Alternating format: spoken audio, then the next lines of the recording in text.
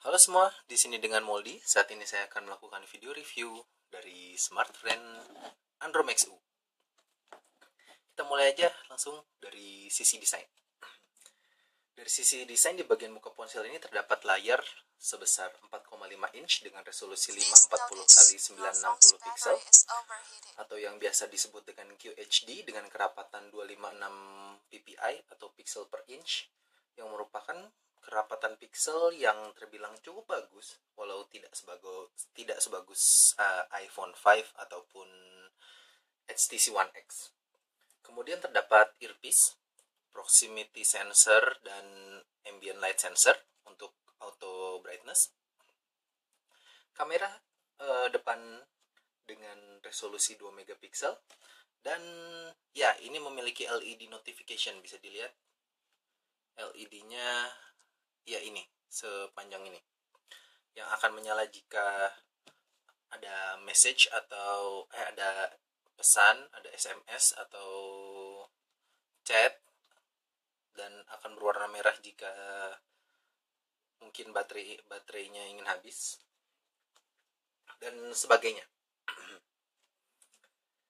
Kemudian juga tidak lupa ada tiga tombol kapasitif, yaitu menu, home, dan back.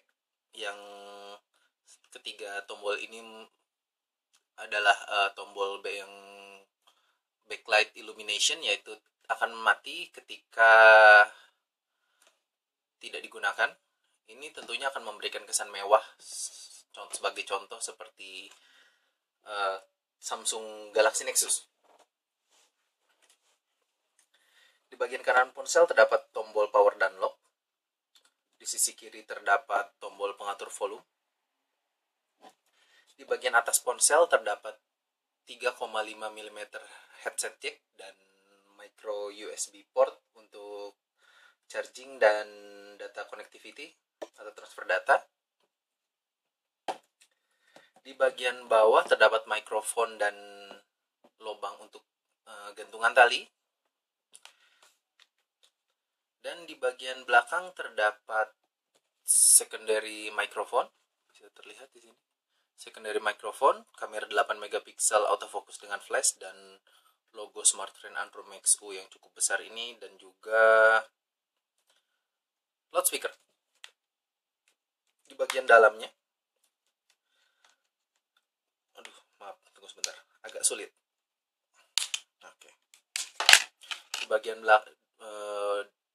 dalamnya terdapat slot untuk SIM card dan micro RAM, dan juga slot untuk micro SD hingga 32 GB dan baterai dengan kapasitas 1800 mAh. Ini bisa saya kasih lihat bahwa ini merupakan lubang untuk menggantungkan tali bagi teman-teman yang suka ada gantungan tali di ponselnya.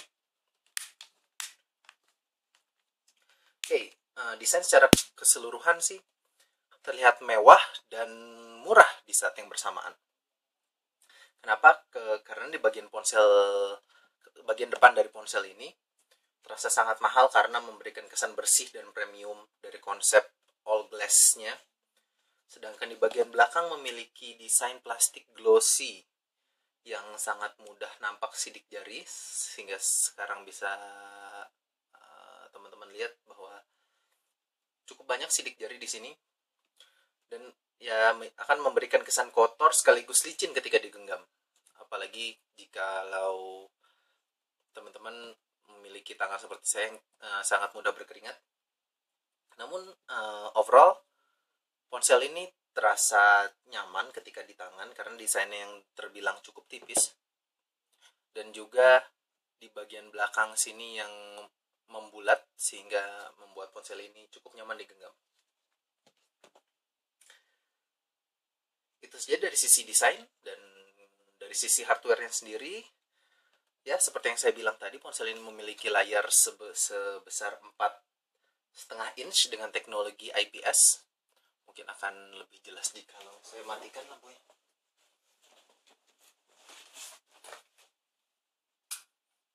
Oke.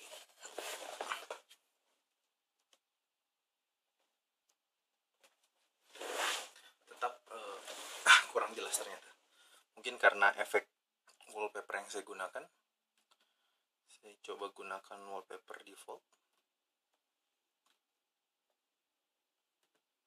Oke. Yap, cukup jelas ya, lebih jelas. Di sisi hardware, ponsel ini yang seperti saya bilang memiliki layar 4,5 inch dengan teknologi IPS dan One Glass Display. One Glass Display sendiri ini memiliki arti bahwa sensor layar sentuh dan kaca pelindung di bagian depan merupakan satu kesatuan, sehingga memungkinkan pihak pabrikan untuk mendesain ponsel yang tipis dan juga memiliki kelebihan untuk mendekatkan layar ke permukaan sehingga layar tampak lebih hidup. Seperti yang kita ketahui juga bahwa teknologi IPS memiliki kelebihan yaitu viewing angle yang sangat luas, jadi sehingga ketika saya miringkan seperti ini tidak mengalami warna tetap jelas dan tidak buyar. Oke. Dipersenjatai dengan prosesor 1,2 GHz Snapdragon S4 Play, MSM 8625 dan RAM sebesar 768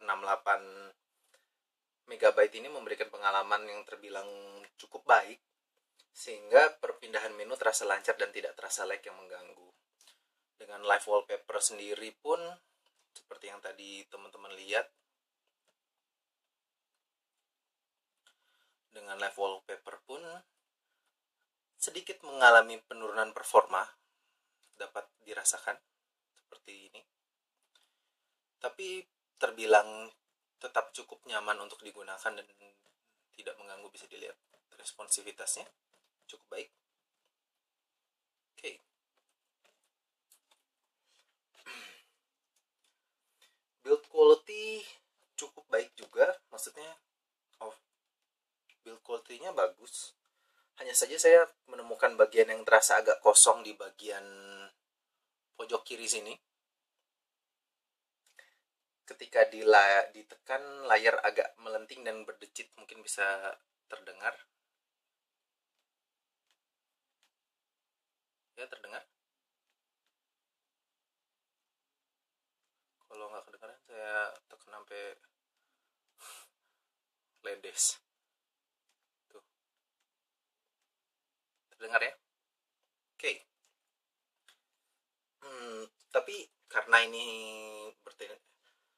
layar sentuh bukan layar tekan, jadi sampai sejauh ini tidak mengganggu kenyamanan saya dalam menggunakan ponsel ini. Oke. Dari sisi softwarenya sendiri masih menggunakan operating system Ice Cream Sandwich, yaitu 4.0.4, yang merupakan operating system yang terbilang sudah cukup lama malang melintang. Namun ponsel ini juga dijanjikan dapat di-upgrade menjadi Jelly Bean, yang saya tidak tahu kapan, dan Jelly Bean-nya apakah 4.1 atau 4.2 saya pun tidak tahu. Namun saya tidak memiliki harapan yang besar terhadap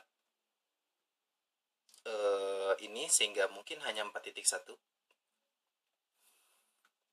Masih ingat Smart Friend Andro? Ya, intinya seperti itulah. Oke.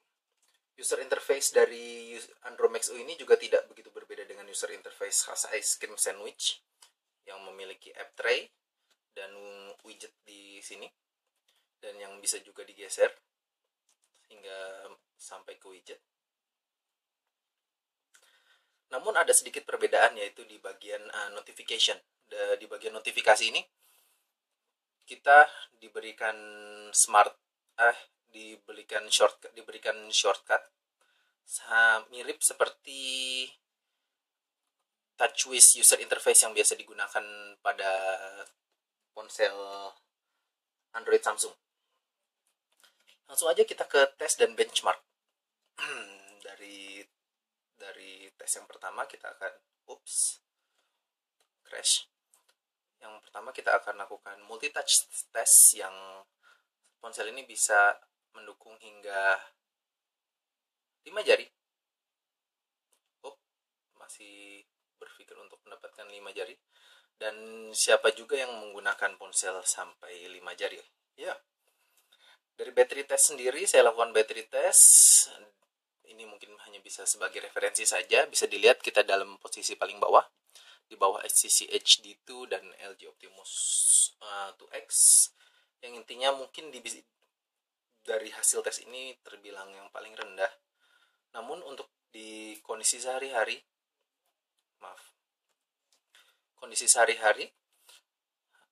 saya bisa menggunakan ponsel ini hingga 14% selama 9 jam. Aduh, tidak terlihat ya, maaf. Selama 9 jam, mungkin bisa akan kelihatan jikalau saya lakukan ini. Nah, ya. Maaf, tunggu sebentar. Sabar. Display. Kita ubah brightness-nya ke... Saya melakukan brightness. Oke. Ya, coba dari tadi. Oke. Terlihat lebih baik kan? Saya mendapatkan hingga 9 jam, 39 menit dan 53 detik dalam penggunaan biasa, hanya sebagai telepon, SMS, dan main hanya sebentar dan sebagainya, dengan wifi nyala juga. Itu selama 9 jam.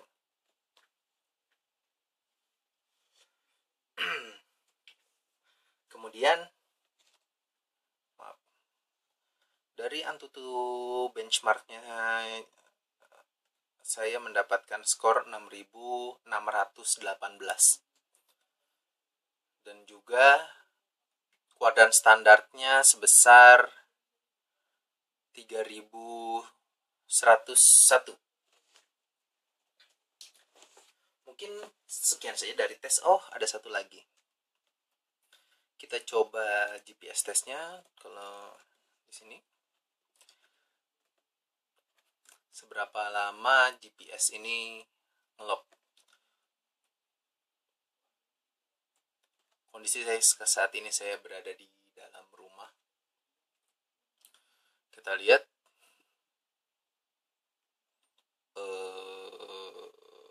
ya mungkin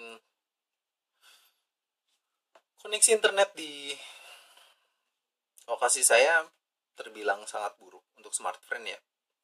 Tapi overall, kalau misalnya saya di beberapa tempat, saya bisa mendapatkan hasil sekitar 500 kbps. Itu yang terbaik ya, 500 kbps. Dan sekarang dilihat, posisinya sudah mengunci. Jadi intinya tidak terlalu buruk untuk GPS dan bisa digunakan. Masih dalam kategori bisa digunakan. Tidak buruk bahkan.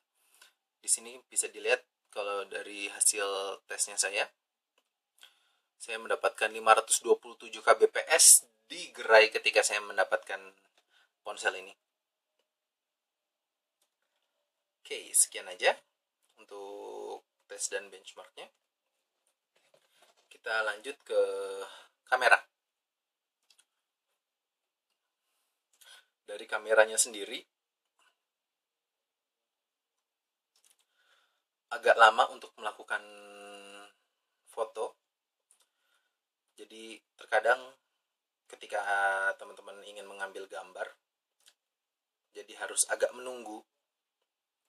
Dan ini bisa dilihat hasil fotonya. Foto dalam kondisi cahaya yang cukup bisa dibilang baik. Cukup baik bahkan. Ini tidak terlihat ya. Oke, ini merupakan ponsel Andromex U kedua saya. Karena yang pertama memiliki cacat produksi, yaitu ketika kita melakukan foto selalu ada bintik hitam terlihat di pojok. Ya, selalu ada bintik hitam, sehingga akhirnya saya mendapatkan ponsel Andromex U kedua saya ini. Jadi sebagai bahan pertimbangan saja, ini tidak selalu terjadi pada setiap orang. Hanya saja sebagai pertimbangan, mungkin Anda mendapatkan ponsel yang ada cacat produksinya, tapi smartphone langsung menggantinya. Tidak repot, hanya memberikan ponsel itu dan cukup menunggu sekitar 30 menit. Mereka melakukan tes dan akhirnya diganti dengan yang baru. Oke, itu itu dari sisi kamera. Kita coba dari sisi multimedianya. Ponsel ini bisa memainkan video dengan resolusi hingga 720 pixel seperti kita lihat sekarang. Saya akan mencoba memainkan suatu trailer film.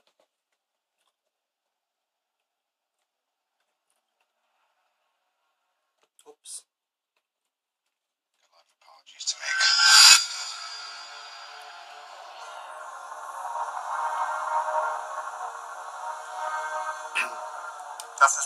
Menonton di ponsel ini bisa terbilang sangat nyaman karena dengan resolusi yang terbilang cukup baik untuk handphone mid end device ini, dan layarnya cukup lega sehingga menonton film terasa sangat nyaman. Oke.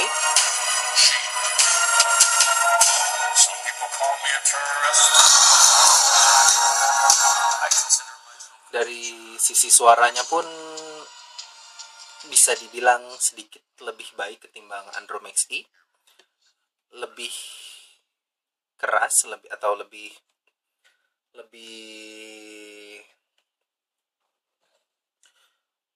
bisa didengar, tapi tetap bukan yang terbaik di kelasnya. Ini saya menjalankan video dengan resolusi Full HD.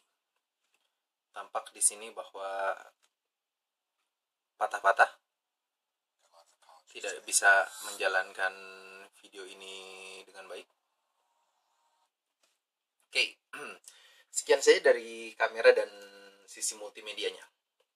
Kita mulai ke bagian yang paling teman-teman suka, yaitu gaming. Oke, saya mendapatkan banyak respons dari video unboxing saya. Hanya saja saya tidak bisa teman-teman memberikan teman-teman memberikan suggestion yang cukup menyebar sehingga saya tidak bisa memutuskan, sehingga pada akhirnya saya memutuskan game dengan rating yang tertinggi di Google Play Store yang dipilih sama teman-teman, yaitu Modern Combat 4. Oke, kita lihat.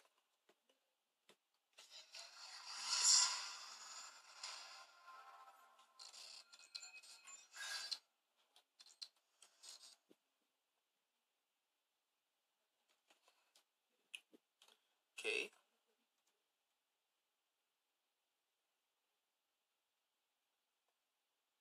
Agak lama loadingnya. Intinya adalah untuk bermain Modern Combat 4 Zero Hour, bisa saya bilang bahwa bisa dimainkan di sini. Cuman bukan yang terbaik ya, bisa dibilang seperti itu. Maksudnya pengalaman di sini terkadang dia mengalami frame drop atau mungkin sekitar 25 frame per second atau 22 frame per second, dengan kondisi yang nyamannya adalah 30 frame per second. Namun bisa dibilang saya masih bisa memainkan game ini. Ntar teman-teman bisa lihat. Oke, loading.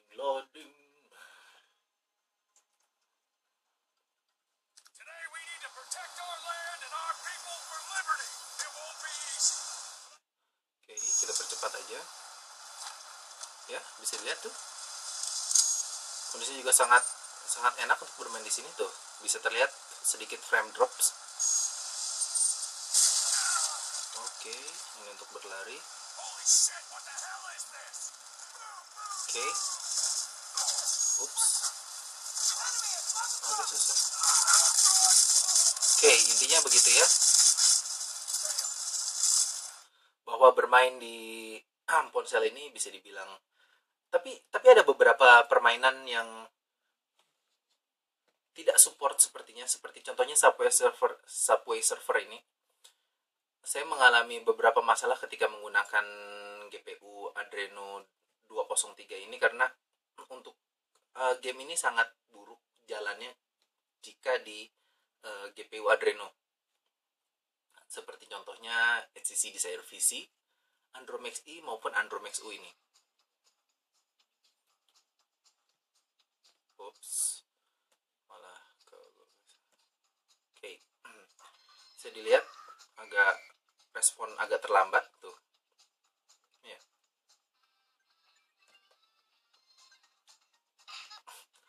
Maaf, saya tidak bisa memainkan ini belakang kamera, jadi agak susah. Oke, saya cuma alasan. Sedangkan yang jadi intinya adalah, yang ingin saya katakan adalah, hanya game-game tertentu saja yang bisa bermain. Tidak semua game yang terdapat di Google Play Store dapat dimainkan di sini. Terkadang ada beberapa game, hanya spesifik game saja yang tidak bisa berjalan baik. Tapi seperti yang tadi dilihat, bahwa Modern Combat 4 ataupun ini Beach Buggy Blitz dalam kategori bisa dimainkan juga. Terdapat beberapa frame drop, tapi dalam bermain cukup nyaman dan tidak begitu mengganggu. Ya, bisa dilihat. Oke, tidak ada masalah.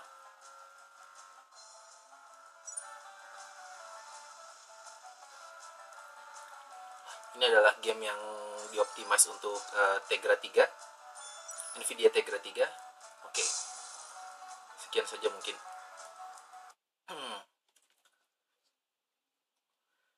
Itu dari sisi gaming performance-nya. Kesimpulannya adalah, dengan bandrol harga yang bisa dibilang tidak terlalu murah dan tidak terlalu mahal juga, yaitu 1.600.000, 1.599.000, akan diberikan kembalian 1.000 untuk bayar parkir, sehingga mungkin sekitar 1.600.000.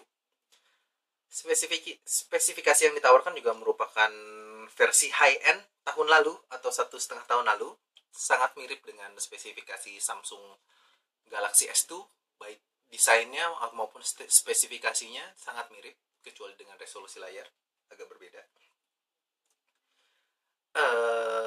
Dengan bisa di-upgrade ke Jelly Bean ini, ponsel ini merupakan, bisa dibilang, salah satu nilai lebih ya, mengapa teman-teman harus membeli atau menjadikan handphone ini sebagai pertimbangan, karena bisa di-upgrade ke Jelly Bean. Namun pabrikan ponselnya ini saya tidak dapat mengkonfirmasi informasi ini, hanya saja jika dilihat ini sangat mirip dengan ponsel Inos i6, dan ini memiliki model i6C. Mungkin bisa dapat dipastikan bahwa ini nama pabrikannya adalah Inos. Saya pun baru pertama kali mendengar setelah melihat Andromax U ini. Oke. Apakah yang buat teman-teman yang sudah keburu membeli Andromax E, apakah harus upgrade ke Andromax U ini? Jawabannya mungkin bisa teman-teman temuin di video comparison yang akan meluncur nggak lama lagi. Oke, sekian saja dari saya. Kurang lebihnya mohon maaf apabila ada masukan atau tambahan yang mungkin bisa saya tambahkan di sini.